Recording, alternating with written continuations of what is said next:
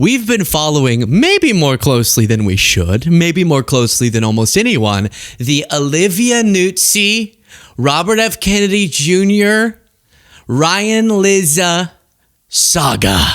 Very interesting. It's led to some strange moments on this show where I couldn't make eye contact with either of the producers for a couple hours after we recorded one of the segments. I'll remind you of that in a second. But now we have something that relates to Trump, okay? So let me just get... McDonald's cheeseburger. Yeah, get a McDonald's cheeseburger.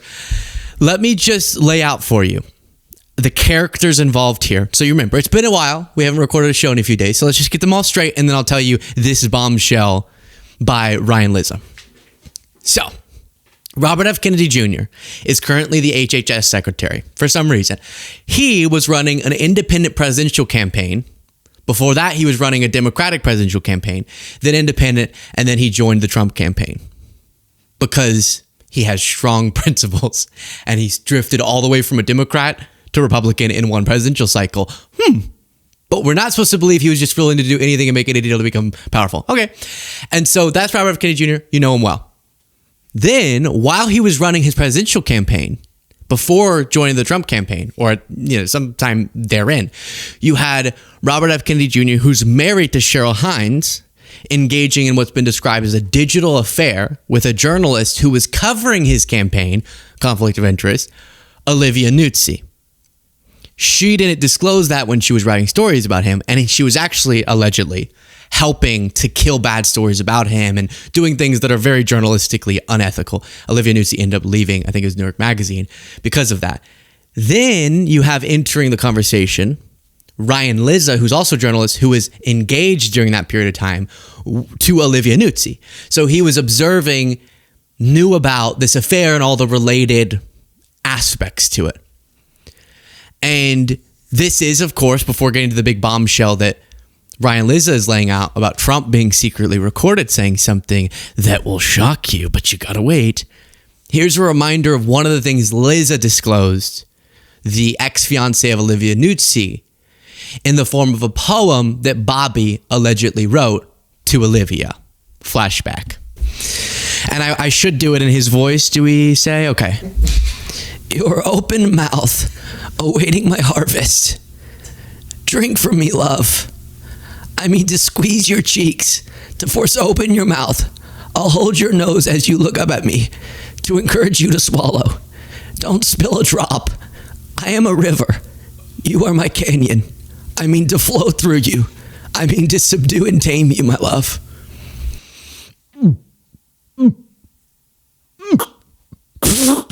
Right. So that's the poem.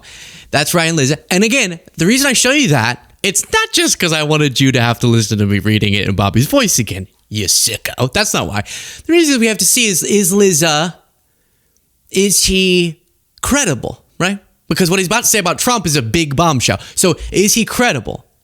And my argument was, if he had faked this poem, how could he have possibly known that Robert F. Kennedy Jr. is the only human on the planet who would describe his as his harvest?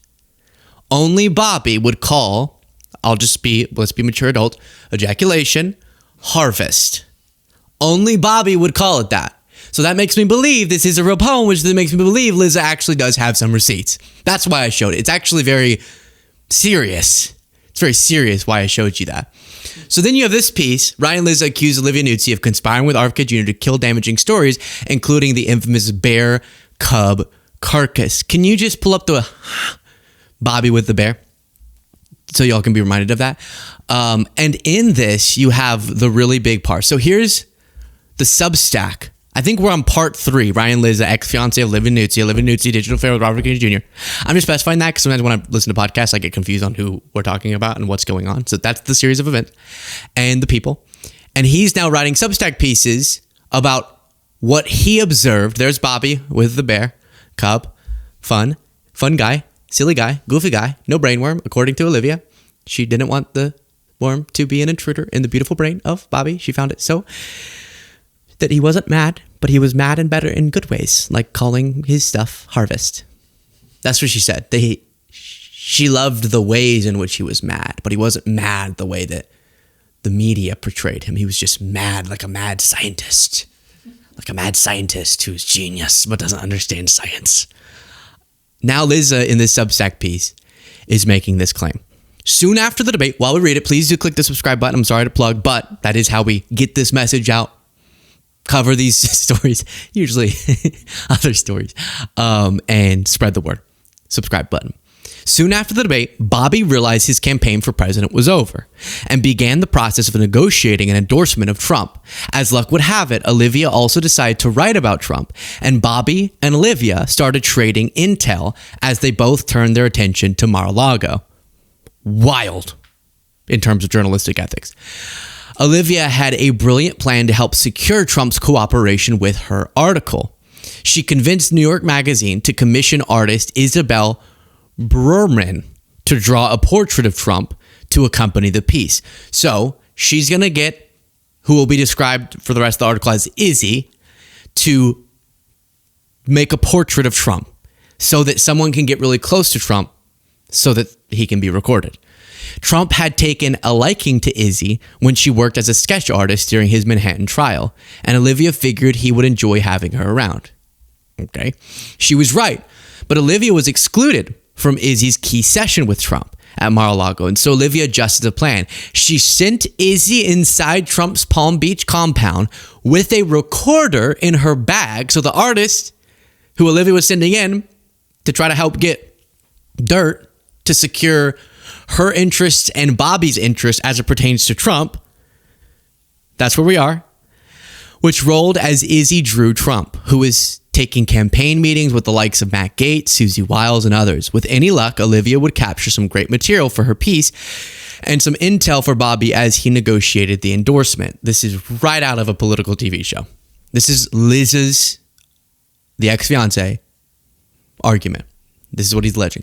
According to Olivia, when Izzy left the session, Izzy was hung up on something she believed Trump might have said about Butler, Pennsylvania.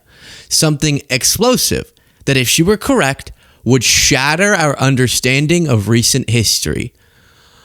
Bum, bum, bum. We got to get that on the soundboard. That would be good. Dun, dun, dun. Let me read it again. This is the big part. According to the ex-fiancée of Olivia Nuzzi sent in an artist, Izzy, to sit in Mar-a-Lago and record Trump, and she walked away from it, believing she had heard something that Trump said about Butler, Pennsylvania, that, if she were correct, would shatter our understanding of recent history. And then Liza tells us exactly what that is. Just kidding. That's so annoying. This is what I was so annoyed by. I was reading it and I was like, that's the end of the article? That's the end of the article? So then I'm jumping into other articles like, wait, what is it then? What is it? You can't say that. We have an agreement in our friend group that if you go, oh my gosh, something crazy happened over the weekend. Oh, but I can't tell you it. Then you will get murdered by the friends if you don't just share. You cannot say anything. You can come in and not mention that something crazy happened. But if you entice with, oh, Ralph told me something bonkers, but I can't share it. He promised me secrecy. Nope, you have to now share. You started it. Same thing here. How? I know Liza is saying that's all he heard, but how are you even going to put that in the article if you're not going to tell us what it is that was said about Butler, Pennsylvania? If true, media reports, Florida is a two-party consent state with recording, and a secret recording may have involved a crime. True. So I think a big part of this is that Olivia is kind of telling her story of her relationship with Bobby. Liz is coming out and being like, hey, the world needs to know that you were engaging in malpractice journalistically. So then they're all just throwing out all of these different things. And who do we believe? Who do we not? I don't know. But that's the most intriguing little hook ever. Now, this did make me think of the whole Olivia's take on the beautiful madness of Robert F. Kennedy Jr., of this compilation that Cole put together. The Democratic Party spent tens of millions of dollars to defame me, to publish fake news against me, to make me look like a crazy person. You cannot trust medical advice from medical professionals. Your parents used to be able to whack you if you didn't do the right thing, or hacked into the reptilian cores of our brain. Don't get hepatitis B unless you have sex with a really seasoned prostitute. Using the quarantine to bring 5G into all of our communities, to begin the process of shifting us all to a digital currency, which is the beginning of slavery. They're going to have the right to compel unwanted medical interventions on us. The Nazis did that in the camps. Conspiracy theories are often the truth. I said, let's go put the bear in a Central Park and we'll make it look like he got hit by a leg. I started doing heroin. I went to the top of my class. Suddenly I could sit still. So that's fine. That's a fine photo. It's funny at the computer when a clip ends. If it was in our text messages, we'll just automatically skip to the next photo that was sent in our text messages, which is never of concern. I'll have you know, I'm never concerned about what could pop up. It's always good things. We only share good things with each other. So it cracks me up because all that, Bobby always did the victimhood thing. Everyone's trying to make me seem crazy. And then you just watch him in his own words and go, yeah, that guy's crazy. You can't put that on the Democratic Party. And then now we're learning that allegedly behind the scenes, he was working with Olivia, who he was writing those poems to, which if it weren't cheating, I'm not criticizing sexy poems. Write your sexy poems. Don't describe it as harvest, but otherwise do the poems. Describe everything else. It's fine with me. But as you're engaging in that with a journalist that you know is covering you and you're not telling them to probably disclose it or stop, and Olivia, according to Liza, was saying she was afraid if she made public their affair, Bobby would kill her. And all that's happening, and behind the scenes, you're working with her to try to kill the bear carcass story. Like, all the things you've said publicly are 10 times worse than the fact that you dumped a bear cub carcass in Central Park, which led to a New York City mystery for years. That actually, I think, was more positive press. That you could classify as positive PR compared to just listening to what Bobby would say on a lot of things. But I was reminded, I saw someone post, some right-wing account post this video, or someone, I guess I don't know who they are, but just based on this post, I'm assuming they're right-wing. And their @ is Bill Gates is a psycho.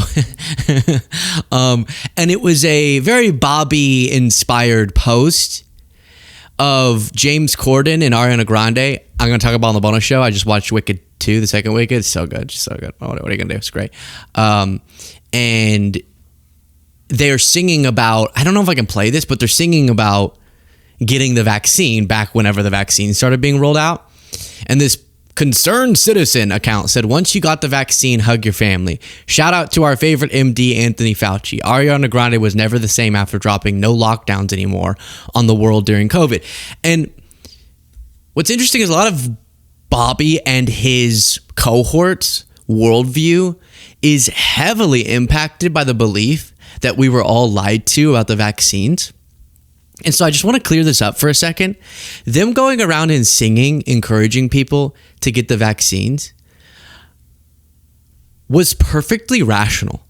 And you probably think, if you're one of the kind of Bobby supporters, you probably think that it's been proven that when they were saying getting the initial COVID vaccine would prevent transmission, not just prevent people from getting really sick and dying, but transmission, that was all a big lie. And so saying it's your duty to protect your fellow people to get it, because it doesn't just protect you, but also others by limiting transmission, that was one big op and it was a lie, and that's why we can't trust anyone. I hate how even non-hardcore MAGA far-right anti-vaxxers kind of think that's true. Just remember the sequence of events. The COVID strain we were dealing with then and the vaccine that was being rolled out did limit transmission. It did. And a part of the fact that a bunch of people didn't believe that, and then COVID just kept spreading and then mutating, is what led to future iterations, boosters, the original vaccine, then not being effective at preventing transmission with the later versions of COVID, in part because of it continuing to spread.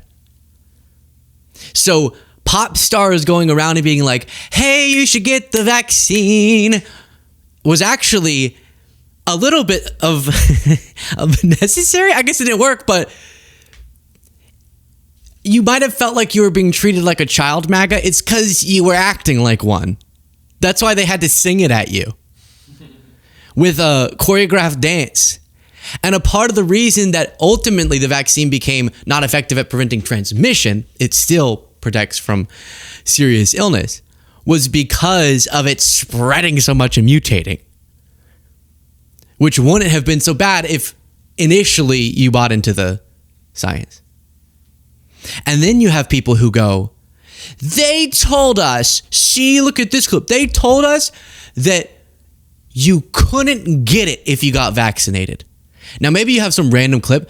It's just weird, the rewriting of history. There were plenty of bad decisions made by leaders, 100%, and hypocritical decisions and contradictions and just bad governance. That happened, absolutely. And we should learn stuff from that.